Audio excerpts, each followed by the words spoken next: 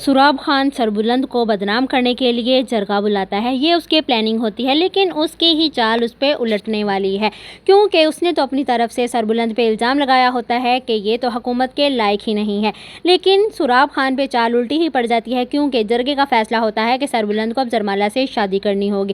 اس پر سراب خان کو بہت زیادہ غصہ آتا ہے، کیونکہ اس نے تو سربلند کو سب کے سامنے بدنام کرنا تھا، لیکن جرگے کا فیصلہ اب سربلند کے حق میں ہی ہو گیا ہے. اور سربلند خان بھی جانتا ہے کہ یہ ساری چال سراب خان کی تھی، اسی لیے وہ اب اپنے بھائی سے لڑنے لگ جاتا ہے کہ آپ کو شرم آنی چاہیے تھی، آپ کو اگر کچھ چاہیے تھا تو مجھ سے مانگ لیتے، یوں جرگہ نہیں بلوانا چاہیے تھا. لیکن اب جرگے کا فیصلہ ہے کہ سربلند کو زرمالہ سے شادی کرنی ہوگی، اور یہ فیصلہ سب کو منظور ہے. بی جان اس فیصلے سے بہت خوش ہوتی ہیں اور سربلند کی زرمالہ سے شادی کروانے کے لیے تیار ہوتی ہیں. بی جان کو جب پتہ چلتا ہے کہ اس سب کے پیچھے سراب خان تھا، سراب خان نے اپنے بھائی پہ جرگہ بلوایا تھا، تو وہ اس کو ڈانٹتی ہیں، اس سے ناراض ہوتی ہیں کہ تمہیں یہ نہیں کرنا چاہیے تھا، تم نے اپنے چھوٹے بھائی پہ جرگہ بلوایا ہے. لیکن اب جرگے کے فیصلے میں سربلند اور زرمالہ کی شادی ہو جاتی ہے، اور یہ ہونا بھی چاہیے تھا، کیونکہ دونوں ایک دوسرے کو پسند کرتے ہیں، ایک دوسرے سے پیار کرتے ہیں. بی جان دونوں کی شادی سے بہت خوش ہوتی ہیں، کیونکہ زرمالہ نے بی جان کی بھی بہت خدمت کی ہوتی ہے، اسی لیے وہ اسے اپنی بہو بنا لیتی ہیں. لیکن اس فیصلے سے شیری خوش نہیں ہوتی.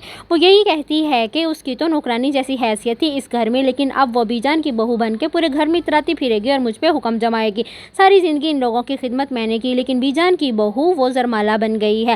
اس فیصلے سے شیری بالکل خوش نہیں ہوتی، لیکن زرمالہ خوش ہوتی ہے کہ وہ سربلند کی بیوی بن گئی ہے. دوسری طرف سراب خان پہ جب اس کی چال الٹی پڑ جاتی ہے اور زرمالہ سربلند کی بیوی بن جاتی ہے، اور شیری کے حصے میں بھی کچھ نہیں آتا کہ میں نے جو کچھ بھی کیا اس کا کوئی فائدہ نہیں ہوتا، لیکن اس کا فائدہ سربلند اور زرمالہ کو ہو جاتا ہے. لیکن سراب خان اب چپ بیٹھنے والا نہیں ہے، وہ سربلند سے لڑنے لگ جاتا ہے. وہ یہی سوچتا ہے کہ جرگے میں بھی سربلند نے مجھے نیچا دکھا دیا ہے، اسی لیے اب وہ مزید کوئی گھنونی چال چلے گا جس کا سارا الزام سربلند اور زرمالہ پہ آئے گا، کیونکہ وہ بادشاہت کے نشے میں اس حد تک ڈوب چکا ہے کہ اسے اپنے بھائی کا بھی احساس نہیں ہے. سربلند اور بی جان کو بھی اس بات کا اندازہ ہو چکا ہے کہ اس سارے معاملے کے پیچھے کوئی اور نہیں بلکہ سراب خان ہے. وہ صرف بادشاہت کرنا چاہتا ہے اور حکومت کے لیے وہ سربلند اور زرمالہ کو بدنام کر رہا ہے، اسی لیے اب وہ دونوں پہ کوئی اور چال چلے گا.